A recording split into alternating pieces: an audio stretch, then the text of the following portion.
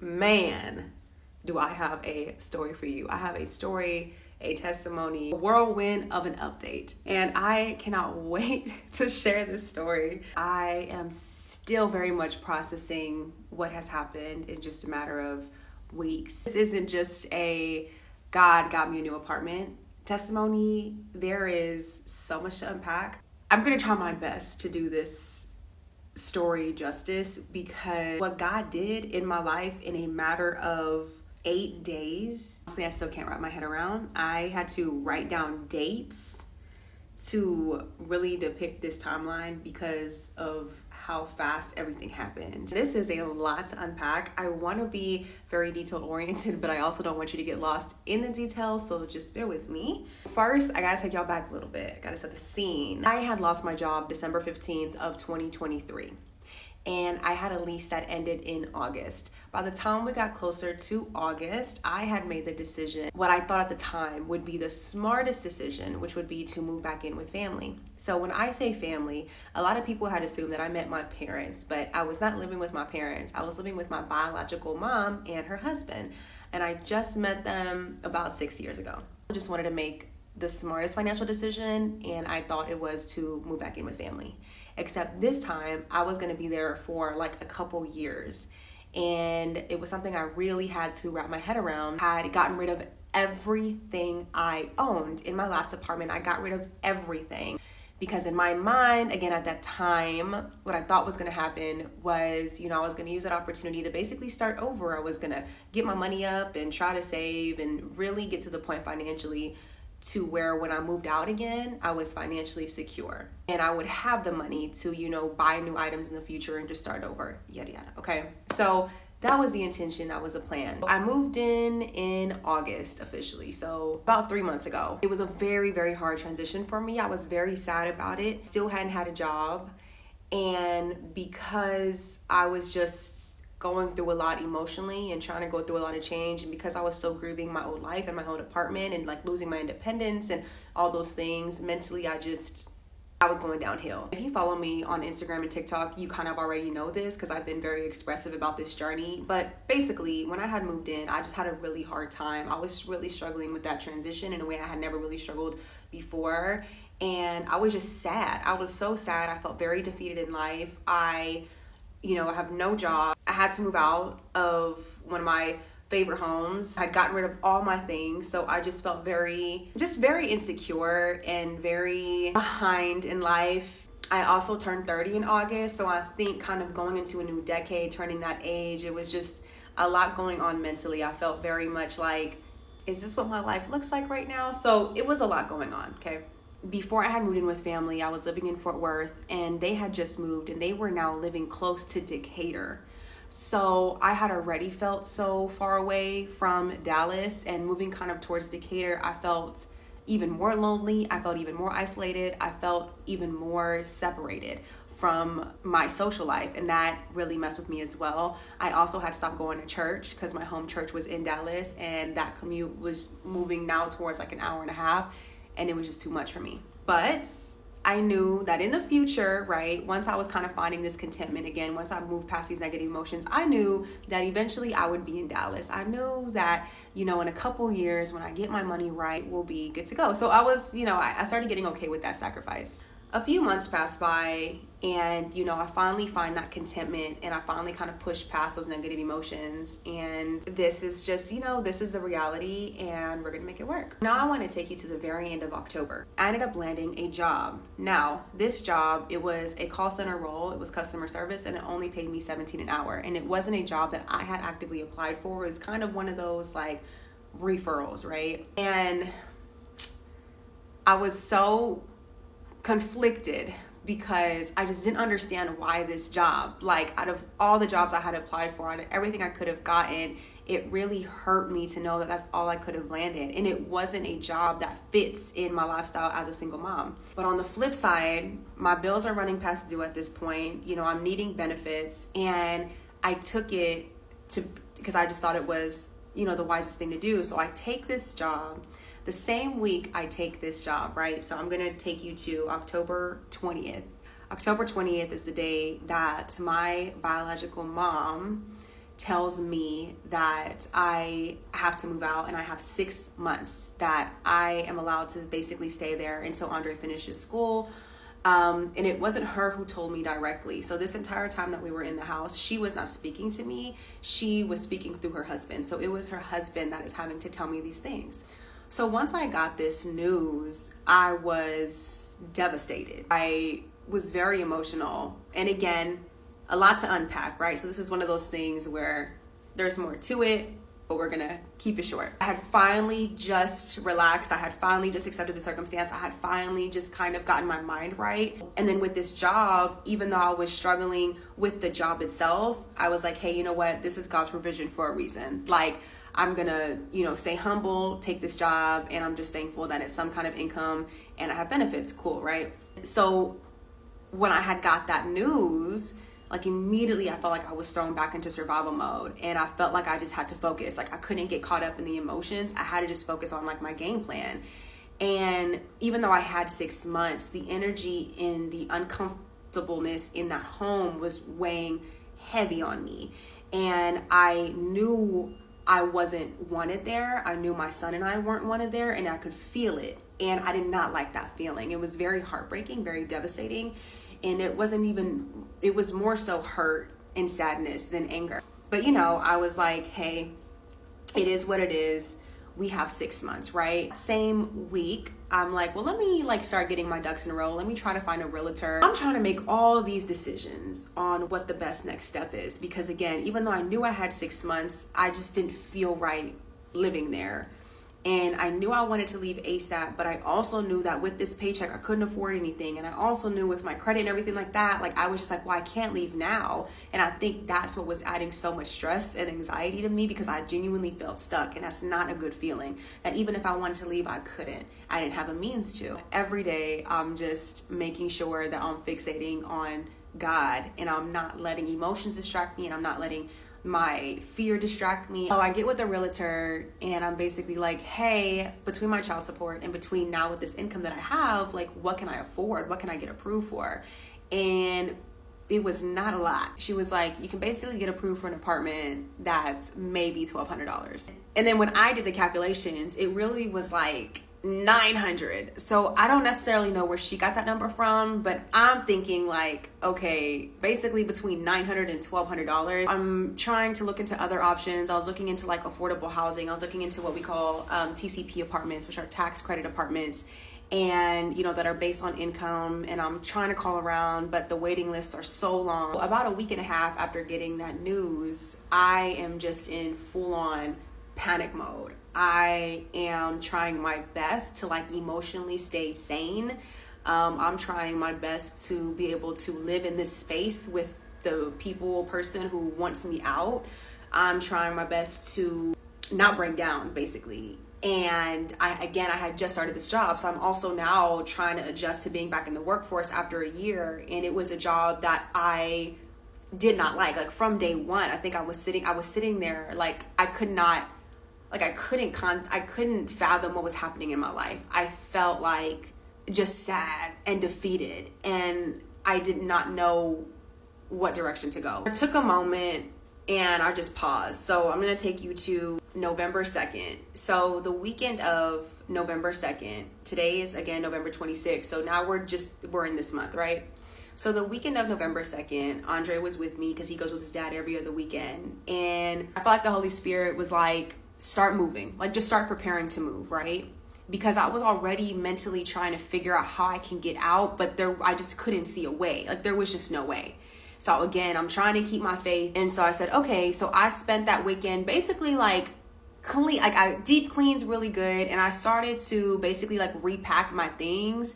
And I started to just get rid of stuff that I knew I wouldn't take with me later. So basically, as if I was moving that day, I basically prepared everything. I consolidated things. I threw some stuff away. I put some stuff in the garage, little things like that, right? I did not think anything of it. I genuinely thought it was just me. I genuinely thought it was just God helping me stay sane and stay stable emotionally. That hope I had, well, hey, you know what? When you stay ready, you never have to get ready. Let me just prepare, because I do know that I do want to move, right? Same weekend, on November 3rd is when I posted on social media. So if you go to my social media now, you can see those videos, because those are about the last videos I had posted at the beginning of this month. And I basically told y'all, I kind of gave y'all a life update. I hadn't given a life update in such a long time, and I was kind of telling you guys like, hey, I have 6 months until I no longer have a roof over my head. At the end of the day, I have 6 months. That's all I said. I'm like, hey, I have 6 months, before I don't have a roof over my head. And I got to figure this out. And in those videos, I was giving a little more detail on what was going on. Not necessarily what was going on with family matters, but I was just like, hey, I feel as though things have now sped up 5 times faster than I expected. And it's like, oh, okay, how are we going to figure this out now? I don't know where I'm going to live. I really want to move to Dallas. I don't know how I'm going to get out there. So then November 4th comes. It's a Monday. Remember, for about a week and a half prior to that, I was in a lot of panic mode. And then that weekend, I'm like preparing to move. And then Sunday, I kind of let you guys know. And then I feel like Monday, and again, this was November 4th, I feel like it just kind of hit me. I was so sad. So I ended up like leaving work, and I took Andre to the Garden of Prayer, which is our favorite spot to go to. And I fell on my knees, and I felt so defeated.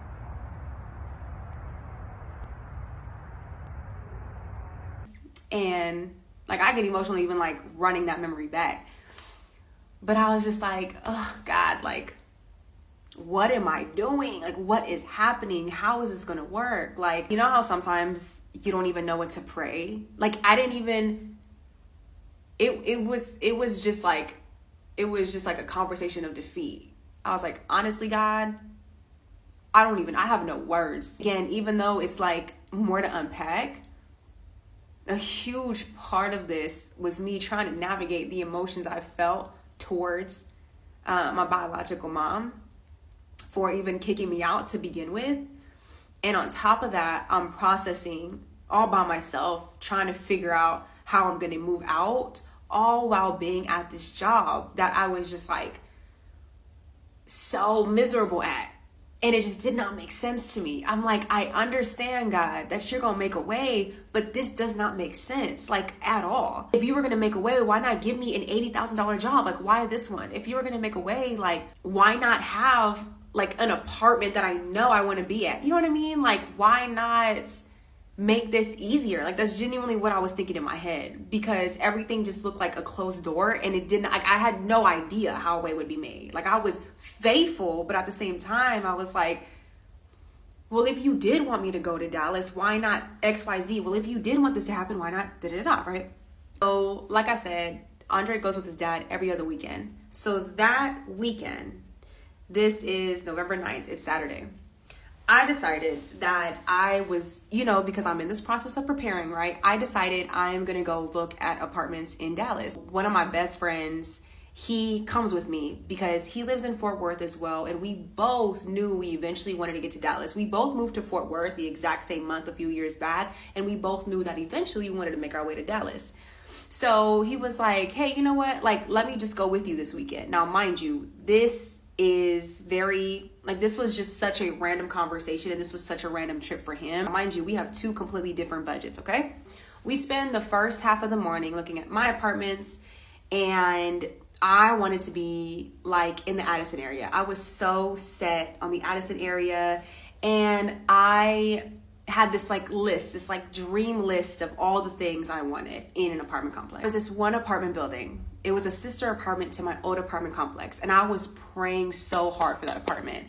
And it was being built. It was going to be brand new. It was going to be ready in January, and I swore that was going to be my spot. So I take him to go see it, but the area was so bad, but I was so convinced that was mine. Like, when you think you want something so bad, like, when you think that there is this blessing that you want, and you're like, I was praying to God so hard for this apartment. And it was so expensive though. It was like $2,500 a month, but it was all luxury, and it was like all this stuff. And I was like, I feel like I can make that happen. Like, maybe if I can land a new job, like, and again, because I knew I had 6 months, I was like, well, maybe if I just like save for 6 months, I'll simply just save just to be able to pay this apartment. Like, I was so dead set on getting an apartment complex. Like, I had showed him, but he was like, man, I don't know. Like, this area ain't it. But I was like convinced. I was like, no, like, I can make it work. Da-da-da. So we go see these other areas, and I'm just like, I don't know. There was something about this trip where like, I feel like my excitement was gone. Like I was super excited to see these places. It just wasn't hitting how I thought it was going to hit. But again, my mind was set on that. Like my mind was set on like, I'm getting to Addison and I'm moving into this luxury $25 apartment. So now we go look at the apartments on his list. Now, mind you, his budget again is completely different. He's looking for apartments that are 3,000 plus. So we pull up and we see the Village Dallas. But we see like all kinds of different properties and he's a little confused. He's like, I forgot. Like, he's like, I have this address down, but I don't know what building I guess I want to tour, right? So we go in the front office. Now, mind you, I'm clocked out, right? We did my little search.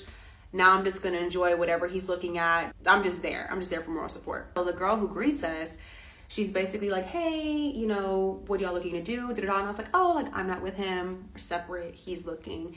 And she just kept including me though. And so then we go to the table. She is talking to my friend and I go sit down, right? I go sit down.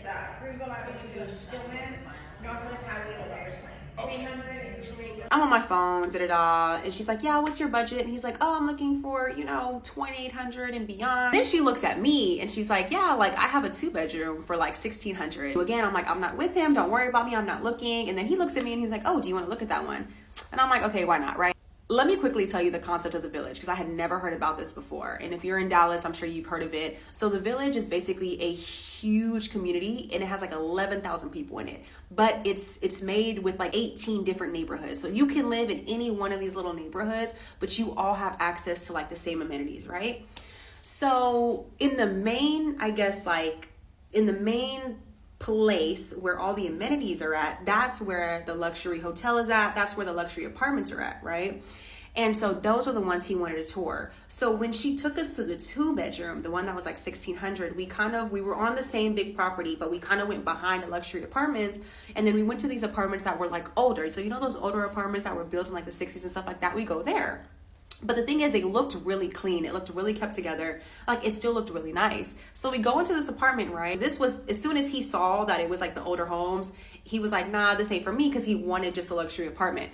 But I'm looking at it and I'm like, wow, like, wait, explain to me how this works again.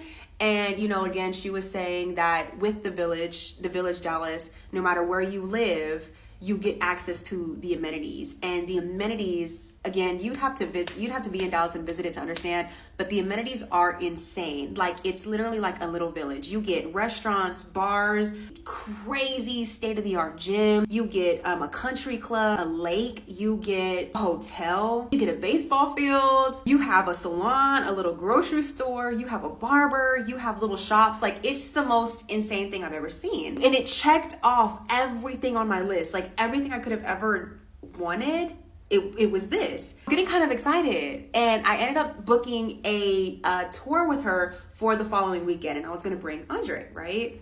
So now I'm kind of like, there's like a hint of hope. I'm like, wait, like, could I live in a place like this? And then also had the social aspect, which I really wanted. I mean, there's like 11,000 people who make up this huge community. It was giving like college, but just grown up, with a mix of like being downtown, with a mix of just being in like a cozy little home. It's just was a lot. During this time, my phone, I was vlogging that day and it was about to die. So I put it on airplane mode. I stuck it in my car.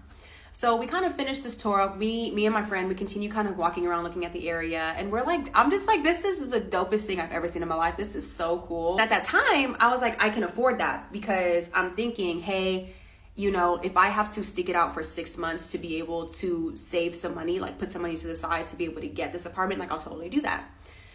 So it's a great day, right? So I get to my car and we're all about to say bye. I get in my car and I turn my phone back on and I see a text message.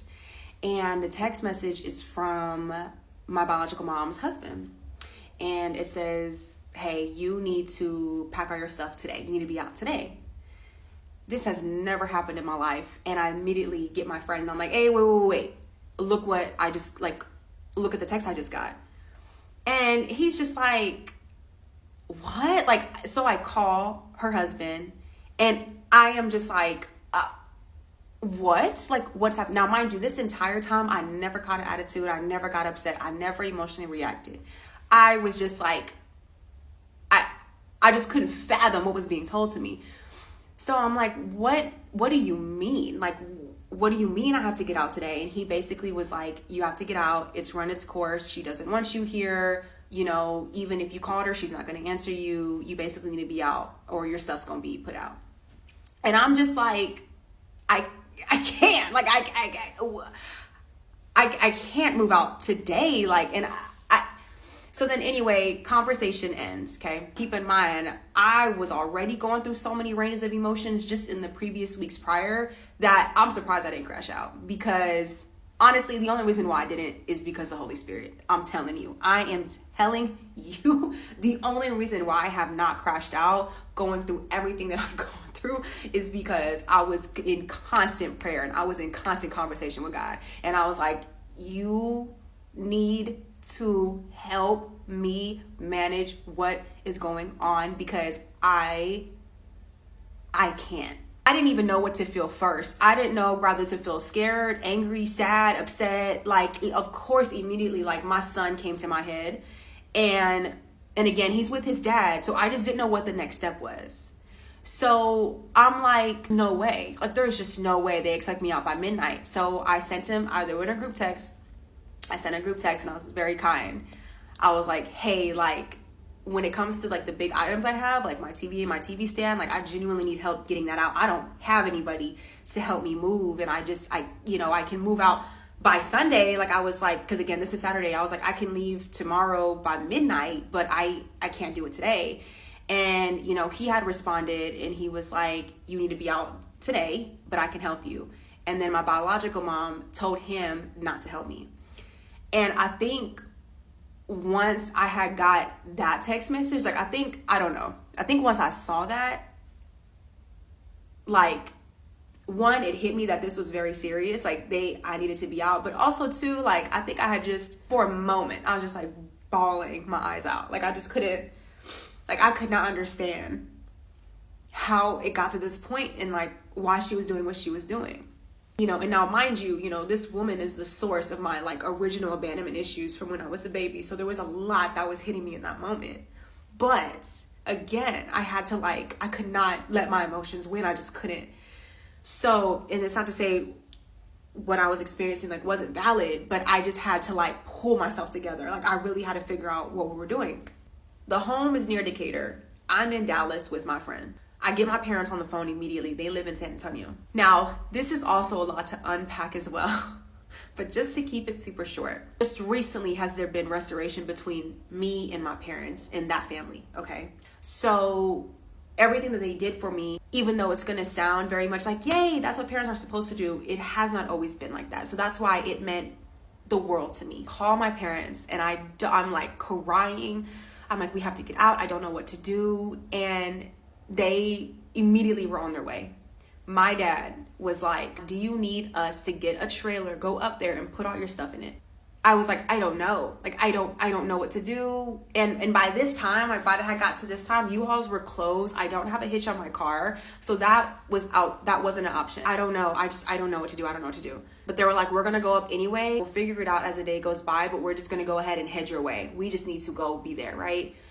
And that drive is like a good 6-hour drive. So they're on their way. Then I had remembered, it just so happened that a friend of mine was in town. He was in town and he lives in Austin. And he had hit me up Friday. So again, this is Saturday. He had hit me up the day before like, hey, I'm in town. Let me know if you're free this weekend. Because we always make time to see each other if he's in town. He has a truck. And it's so funny because he was actually the one that moved me to Fort Worth to begin with years ago. So anyway, I call him and I'm like, friend, like you will not, this is what just happened. Can I use your truck? And he was like, absolutely, I will help you move. So boom, we have 2 cars. I have somebody to help me move and my parents are on their way. So this all happened within a span of like a few hours. My friend and I, we pull up to the house. It's like 8:00 at night. Her husband is there. He's basically just like, I'm just going to stay in the room. You know, like I'm just going to be in the room, right? So nobody was outside. Nobody was present. It was literally just me. She wasn't there. I grabbed all my stuff, me and him, and shout out him, man. Like if it was just me, there would have been no way. Get everything out to the garage. We're literally throwing things in trash bags. Like I have nothing and I'm trying my best. Like I'm fighting back tears and I'm fighting back so much sadness as I'm like throwing everything in these trash bags. I'm throwing my son's stuff in these trash bags. and I do not have a plan. Like, this is literally like, I have no plan after this. As soon as we get everything out the house, my parents pull up. So my parents pull up. We have his truck, my car, my parents' car, and we throw everything in the cars. My parents had got a hotel. So my friend leaves to his grandparents where he was staying, and then I go with my parents. We go to the hotel. The next day comes, we get a storage. We meet with my friend with the truck. We get everything into a storage. My parents go back to San Antonio, and then he goes back to Austin, and then I end up staying with that friend who was touring apartments with me. He lives in Arlington. At this point, I have a place to stay, and I had told DeAndre, which is Andre's dad, I had told DeAndre what was going on, and it just so happened that he was off work that whole week. So he was like, I'm able to keep Andre like the whole week. So I was like, perfect. Sunday, as I'm talking with my friend, the place that we had visited, the Village, Dallas, it was closed. And we were talking about it, and we were like, maybe we can figure out a way to like get inside the Village, right? So Sunday I'm online and I'm looking at the cheapest thing that had, like, I'm looking at the cheapest unit I can find. I find a unit right under $1,200. And I'm like, okay, I think I can do this. Like, I think we could get approved for this. So there is nobody on earth that could have co-signed for me or been a guarantor or been a co-applicant or anything like that. And it just had to be on me. And I was just so nervous. And again, this was not planned. Like, it wasn't like I was able to take my time and look at apartments or go for something that was maybe higher budget. I didn't have the time to save. Like this, I had to be approved for an apartment that day. Monday comes along and I end up applying for an apartment. Never seen this apartment. It was a blind choice. I literally just chose the thing that I thought I could get approved for. Remember that now I had pay stubs that I can give the apartment complex, and I also had my child support. Now, when I first gave them that, I was still a little bit short, and my heart was just like, what do I do? What do I do? And I was like, wait, hello, I make money on social media. I make money with my coaching calls. So I basically let her know, like, hey, like, these are all the other streams of income I make. What can I give you? And I ended up just giving them the money that I made from my coaching calls, and that got me approved. And I was so excited. I signed for my move-in date to be November 23rd. So I officially moved in this spot 3 days ago.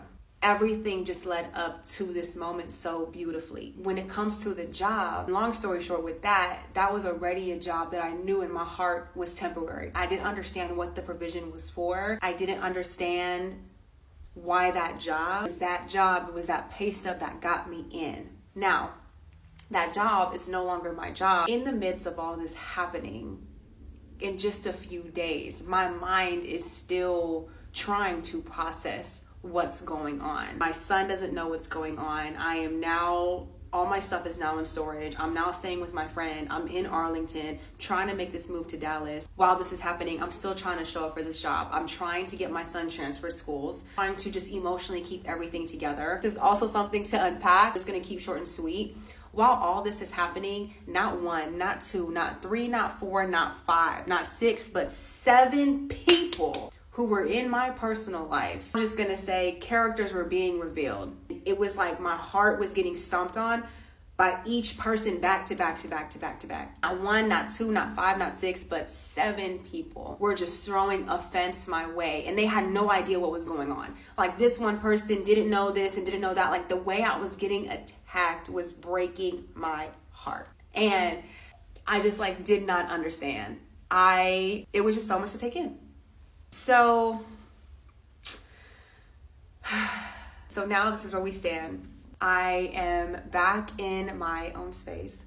My son is going to an amazing school by the grace of God. Even though, once again, I'm out of a job, because I was able to get into a place that was very affordable. I do not have that weight and that stress that I had when I was trying to come up with $2,100 for rent. I have that peace of mind. I have now the affordability. And at the same time, because I had found this amazing concept being at the Village, I also have access to all of the luxury amenities that were on like my dream list of things to have. Moved here, again, this was a blind decision, but even moving here into this specific unit, the way that God just pays attention to every single detail, even without, again, with this being a blind decision, it's the little things, man. Being able to be on the first floor, being able to be in a gated community, being able to be right by the trash can, being able to be right by the office so I can just pick my son up from school and I don't gotta drive anywhere. Even down to the restaurants that are around us, even down to the shops that are around us. Like,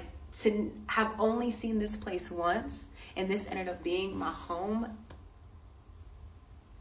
he really cares about the details. I feel like because things have settled and these weeks have gone by and I've had my moments with God, the tears, the weeping, the like glory that I have been experiencing is like, I feel like I'm not even giving this story, this testimony justice, because it's not even about being shocked. Like, I was never shocked. I remained faithful. I just did not know how it was going to come about. And seeing the way that God put everything together, it just like, I'm still very much in the midst of this testimony. Like, this has not ended yet. I just had to take a pause to explain to y'all what's happened just in these past few weeks, but I'm still very much in this ongoing testimony. I know I got put out here in Dallas for a reason. I'm trying to wrap my head around what's happened, and I'm still trying to put it into words.